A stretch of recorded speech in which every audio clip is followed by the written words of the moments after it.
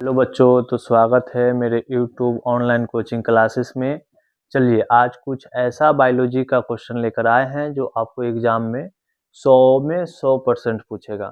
तो आप लोग ध्यान से बने रहे, ध्यान से देखते रहे और रेगुलर बने रहे एकदम अंत तक। और इसमें आपको 6 क्वेश्चन कराया जाएगा, जिसमें 5 क्वेश्चन या 4 क्वेश्चन लड़ने की पूर्ण संभावना है। पूरा 100 में 100% लड़ेगा। चलिए, हमारे अमाशय में अम्ल की क्या भूमिका है? हमारे अमाशय में अम्ल की क्या भूमिका है? तो हमारे अमाशय में इसके लिए पहले देखेंगे हम लोग पाचन तंत्र। पाचन तंत्र में क्या होता है? पहले होता है मुख, मुंह होता है। इसके बाद होता है ग्रास नली, होते होते यहाँ आता है अमाशय आता है। यहाँ अमाशय आने के बाद उसमें क्या हम लोग भोज्य पदार्थ जब ग्रहण करते हैं, भोज्य पदार्थ ग्रहण करते तो अमाशय में आता है भोजन। ठीक है, तो अब देखिए बच्चों, इसमें हमारे अमाशय जो है उसमें अम्ल, अम्ल कौन सा अम्ल? तो HCl, हाइड्रोक्लोरिक अम्ल, इसे कहते हैं हाइड्रो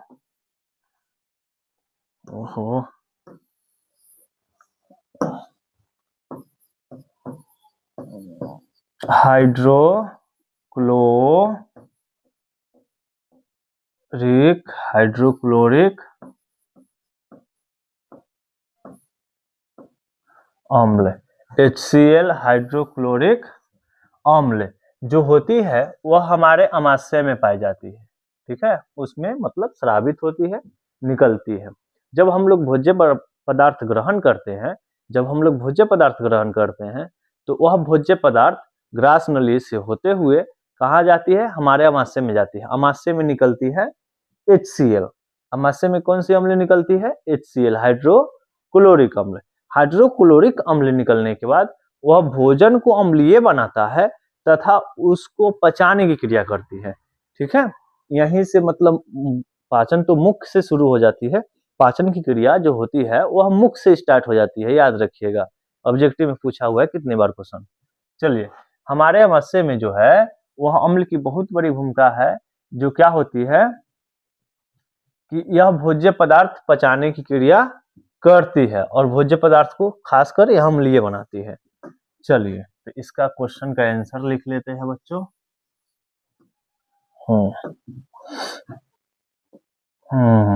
उत्तर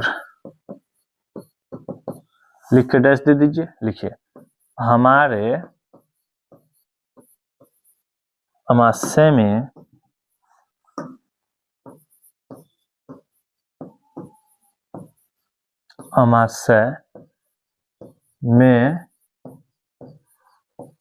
अम्ल की बहुत बड़ी भूमिका है, बहुत बड़ी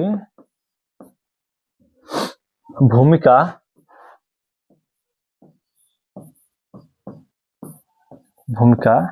है। ठीक है, इतना समझ में आ गया बच्चों? हमारे अमाशय में अम्ल की बहुत बड़ी भूमिका है। ठीक है, थोड़ा अपना से एक्सप्लेन करना पड़ेगा। ठीक, और अपना भाषा में लिखा हुआ ही सही होगा। हमारे अमाशय में अम्ल की बहुत बड़ी भूमिका है। जब हम लोग भोज्य पदार्थ ग्रहण करते हैं तो कहां से? अमाशय से HCl निकली हुई अम्ल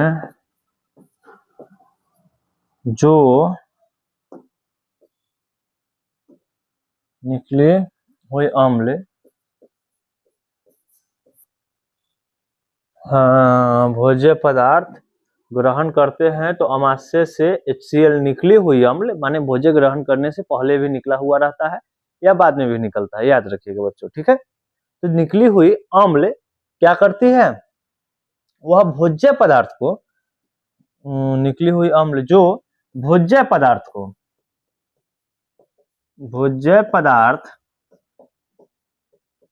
को कैसी बनाती है, को अम्लीय बनाती है।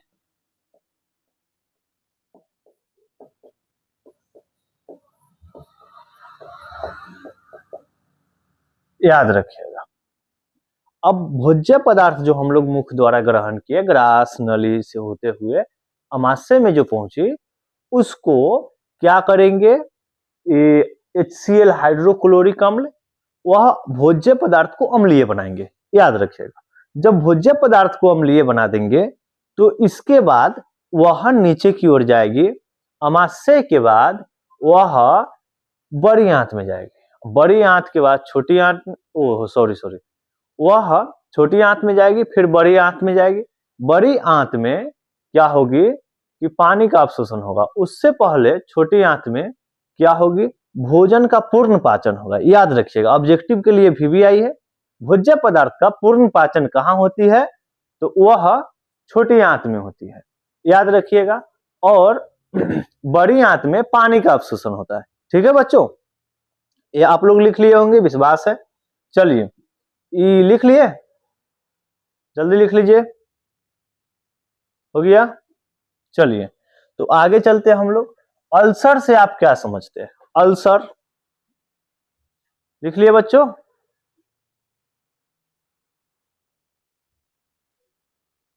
स्क्रीनशॉट ले लीजिए फटाक से। चलिए,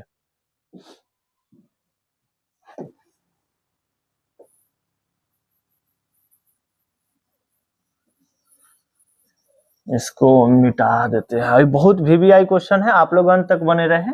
जो लास्ट क्वेश्चन है उस में 100% आएगा। ठीक है, याद रखिएगा। अल्सर से आप क्या समझते हैं? ठीक है, अल्सर क्या होता है, आप लोग पढ़े होंगे या फर्स्ट बार सुन रहे होंगे, आप ध्यान से समझिएगा, समझ में आएगा। ठीक है, जब हम लोग ये जो मुख होती है बनाते हैं, लेकिन अच्छा से नहीं बनेगा, ठीक है, लेकिन बनाते हैं। ओह सॉरी बच्चों, यहाँ देखिए, अच्छा मुख खाली बना देते हैं और कुछ नहीं। ये जो मुख होती है ये दले जाती है, ठीक है, और इन्ना जाने के बाद यह इन्ना यहाँ अमाशय होती है, और इसी में क्या निकलती है, HCl अम्ल, हाइड्रोक्लोरिक अम्ल। अमाशय होती है, इधर अग्नाशय होती है, इधर पित्ताशय होती है। ठीक, यही पाचन सभी होते हैं। ठीक है, पाचन की क्रिया होती है। ऐसे आप लोगों को हम पाचन की क्रिया की एक स्पेशल वीडियो लेकर चलेंगे। ठीक, तो यहाँ जो अमाशय निकल माने हाइड्रोक्लोरिक अमाशय में जो निकलती है वह बहुत अम्लीय होती है।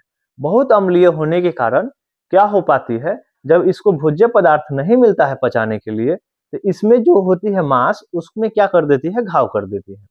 मांस में घाव करने के बाद वह क्या हो जाती है, अल्सर हो जाती है, जिसे आप लोग सुने होंगे कैंसर या किसी तरह का बीमारी होता है जो अल्सर होता है, एक स्पेशल प्रकार के। ठीक है, याद रखिए। हाँ, तो अब आंसर लिख लेते हैं। अल्सर एक ऐसी बीमारी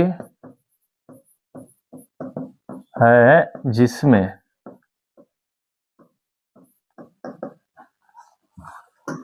सॉरी बच्चों, इधर ये नहीं होगा, फुल विराम। हाँ, अल्सर एक ऐसी बीमारी है जिसमें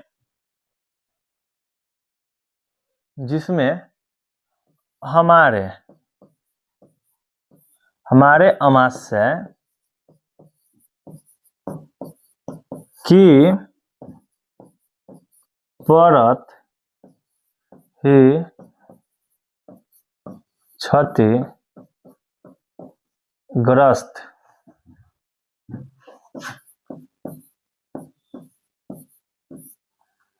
क्षतिग्रस्त हुई ही रहती है। ठीक है, अल्सर को एक प्रकार का घाव भी कहा जाता है। अल्सर को क्या आप घाव भी कह सकते हैं। जो घाव होता है वह अमाशय में बन जाती है, जब उसको क्या होगा, भोज्य पदार्थ संतुलित रूप से नहीं मिलेगा तो वह क्या हो जाएगा, घाव हो जाएगा। ठीक है बच्चों। चलिए, अल्सर एक ऐसी बीमारी है जिसमें हमारे आमाशय की परत ही क्षतिग्रस्त रहती है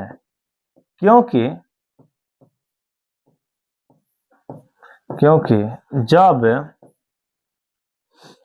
संतुलित मात्रा में, कितनी मात्रा में, संतुलित मात्रा में HCl को भोज्य पदार्थ नहीं मिलती है,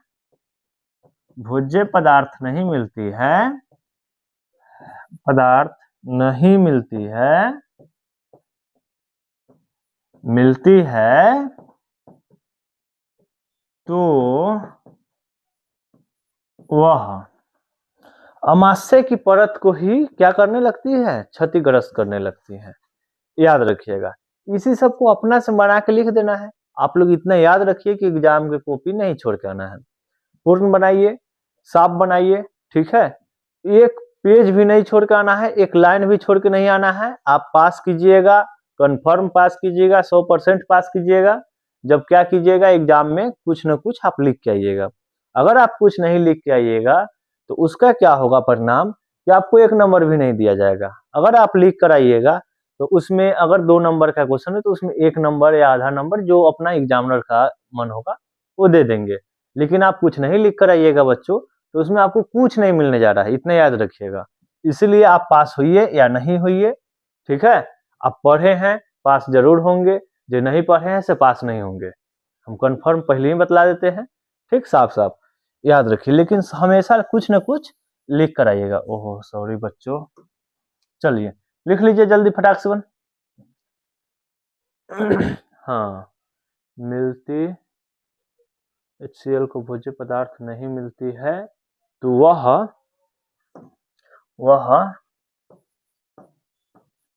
अमाशय की परत को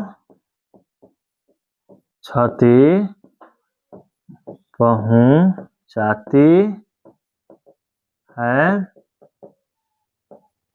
और घाव बना देती है। हाँ सही बात है, बना देती।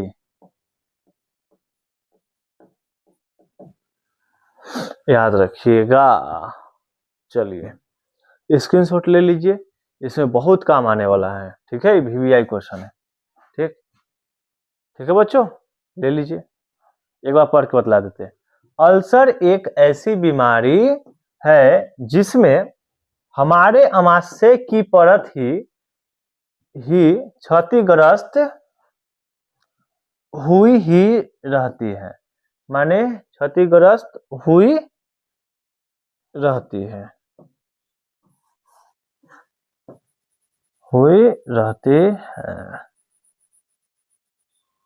हम कुछ प्रैक्टिस नहीं करते हैं, डायरेक्ट पढ़ाए हैं बच्चों, इसलिए थोड़ा याद रखिएगा। और सब सर जी जो होते हैं प्रैक्टिस करते तब पढ़ाते हैं, ठीक है। हम डायरेक्ट पढ़ाते हैं, जो VVI क्वेश्चन हमको दिखा, ठीक है। क्वेश्चन बैंक उलटते हैं, मॉडल उलटते हैं, 2-2 पब्लिकेशन का, 3-3 पब्लिकेशन का, इंटरनेट पर जारी किया हुआ टारगेट असिस्ट, माने सभी पब्लिकेशन का उलटते हैं मैक्सिमम, ठीक है, जितना है उतना। इसके बाद हमको जो अच्छा क्वेश्चन लगता है उसको हम आप लोगों के बीच लेकर आते हैं, और जो आने वाला होगा उसको ही लेकर आएंगे। कोई माने वीडियो कम बनाएंगे, लेकिन कोई ऐसा चीज नहीं पढ़ाएंगे जो एग्जाम में नहीं आने वाला है, ठीक है। याद रखिएगा, मैक्सिमम पढ़ाएंगे जो चीज आ ही जाएंगे, ठीक है। तो आप लोग ध्यान से पढ़िएगा। हुई रहती है क्योंकि जब संतुलित मात्रा में HCl को भोज्य पदार्थ नहीं मिलती है तो वह अमाशय की परत को क्षति पहुंचाती है और क्या कर देती है, घाव बना देती है, क्षति का घाव बना देती है। याद रखिएगा, अमाशय की जो परत होती है उसको ही अपने घाव बनाने लगती है हाइड्रोक्लोरिक अम्ल। चलिए अति ले लीजिए स्क्रीनशॉट, ठीक हो गया। चलिए अब मिटा देते हैं तनी। अब अगला चलते हैं, क्या है नेफ्रॉन।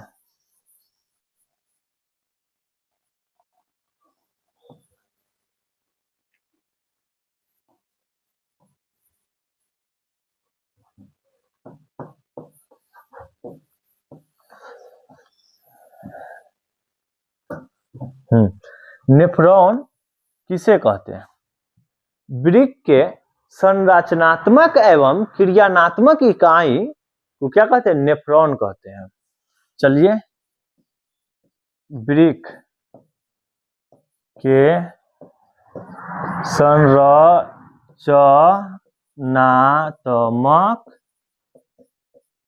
एवं क्रियात्मक इकाई को नेफ्रॉन कहते हैं।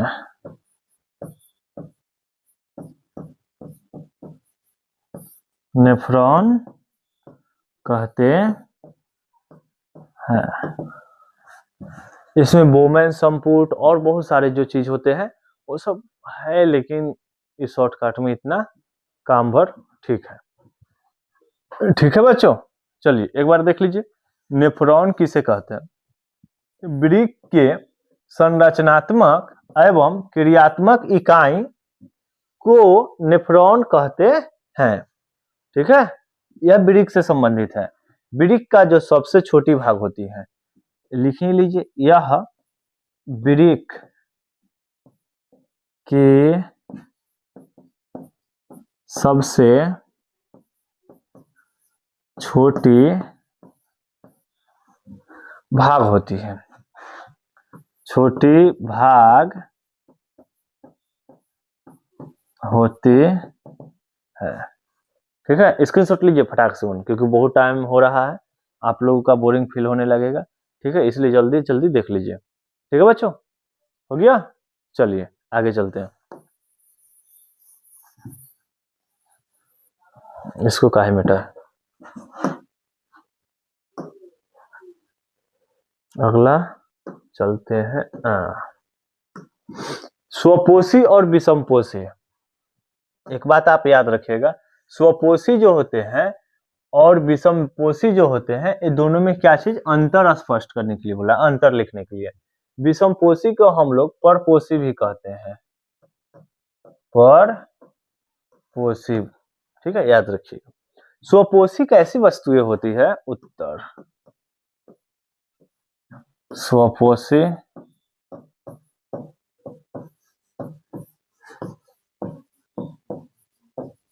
विषमपोषी। स्वपोषी क्या होती है और विषमपोषी क्या होता है, दोनों में देखिए। स्वपोषी अपना भोजन स्वयं बनाते हैं, या अपना भोजन स्वयं नहीं बनाते, दूसरे जीवों पर आधारित रहते हैं। ठीक है, स्वपोषी जो होते हैं वह हरे पेड़ पौधे होते हैं, और यह हरे पेड़ पौधे नहीं होते हैं। आदमी होते हैं, जानवर होते हैं, ठीक है, ये सब होते हैं, पक्षी होते हैं, ये सब होते हैं। ठीक है, जो चल सकते हैं, एक जगह से दूसरी जगह जा सकते हैं, जिसमें प्रकाश संश्लेषण की क्रिया नहीं होती है, जिसमें क्या चीज क्या होता है, हरित लवक, हाँ हरित लवक नहीं होती है, वो सब विषमपोषी होती है। ठीक है, याद रखिएगा। इसमें स्वपोषी क्या होते हैं? अपना भोज्य पदार्थ स्वयं बनाते हैं। इसमें क्या होगा? अपना भोज्य पदार्थ स्वयं नहीं बनाते हैं, पहला हो गया। दूसरा, स्वपोषी होते हैं हरे पेड़ पौधे।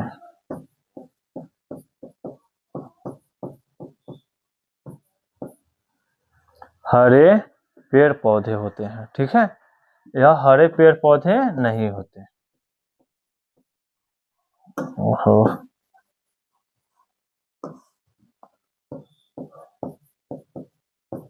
पेड़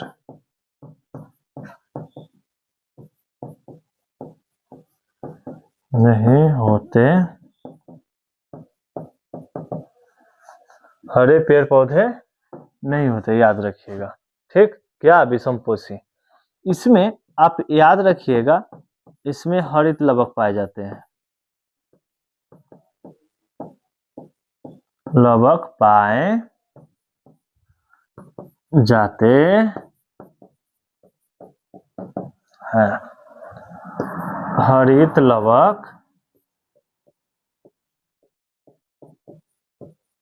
नहीं पाए जाते हैं।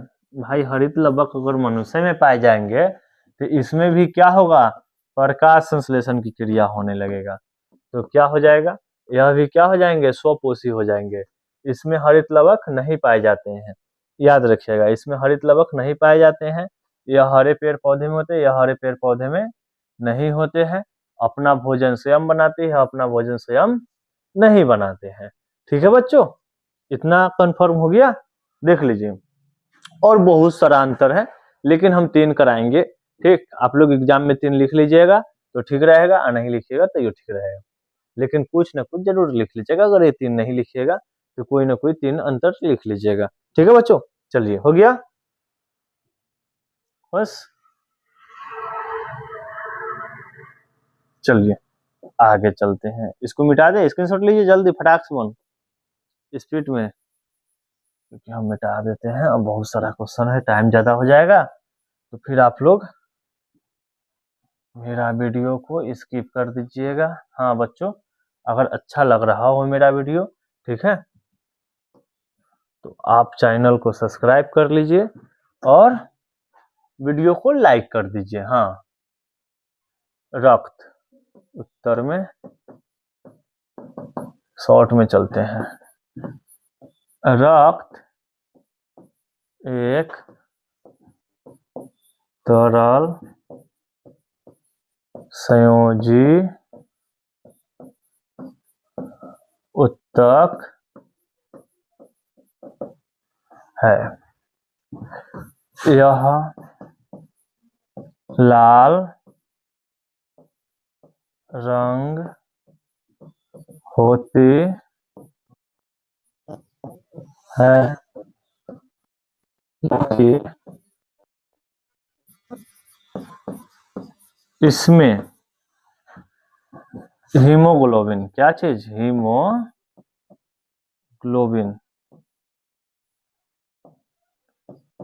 ग्लोबिन पाए जाते हैं।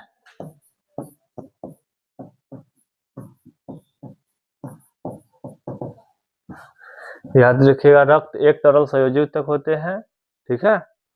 यह लाल रंग की वर्णक होती है, माने लाल रंग की होती है, क्योंकि इसमें क्या चीज, हीमोग्लोबिन पाए जाते हैं, इसी कारण से यह लाल होती है। याद रखिएगा, हीमोग्लोबिन लाल क्यों होते हैं, इसके पीछे का रीजन है, माने रक्त लाल क्यों होती है, इसके पीछे का रीजन है कि यह हाँ, रक्त लाल क्यों होती है, क्योंकि इसमें हीमोग्लोबिन पाए जाते हैं। याद रखिएगा, ठीक है, स्क्रीनशॉट लीजिए फटाक से, क्योंकि इसको हम मिटाएंगे, क्लीन करेंगे, साफ करेंगे। चलिए बच्चों, हो गया, साफ कर देते हैं। कंफर्म यह क्वेश्चन आएगा, ठीक है, आप याद रखिएगा।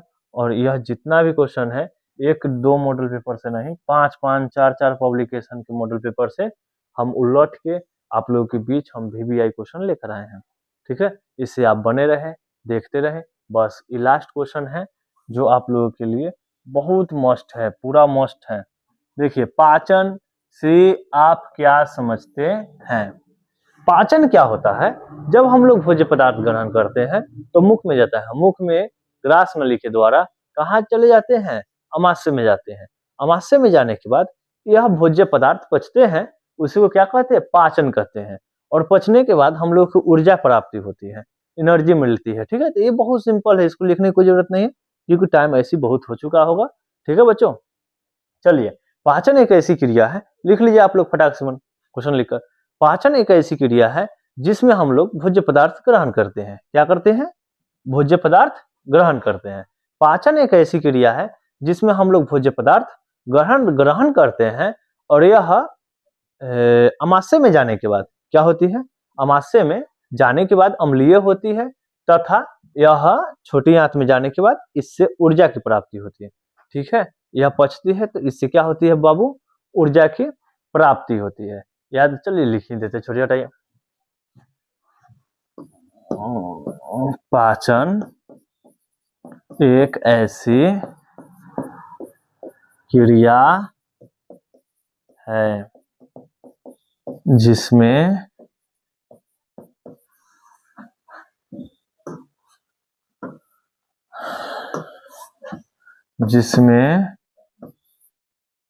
जीव जंतु अपना भोज्य पदार्थ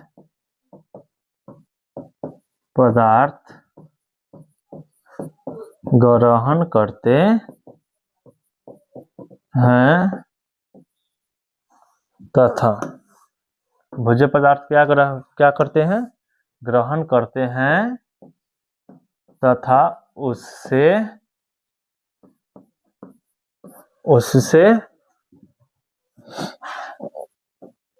ऊर्जा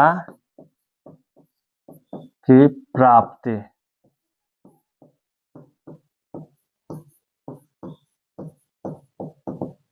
करते हैं। इतना भी लिख लीजिएगा तो कोई दिक्कत की बात नहीं है बच्चों।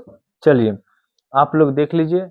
आप लोगों को बहुत बहुत धन्यवाद, आप मेरे वीडियो पर अंत तक बने रहे, इसके लिए मैं तहे दिल से धन्यवाद करता हूं कि आप फर्स्ट कर जाए।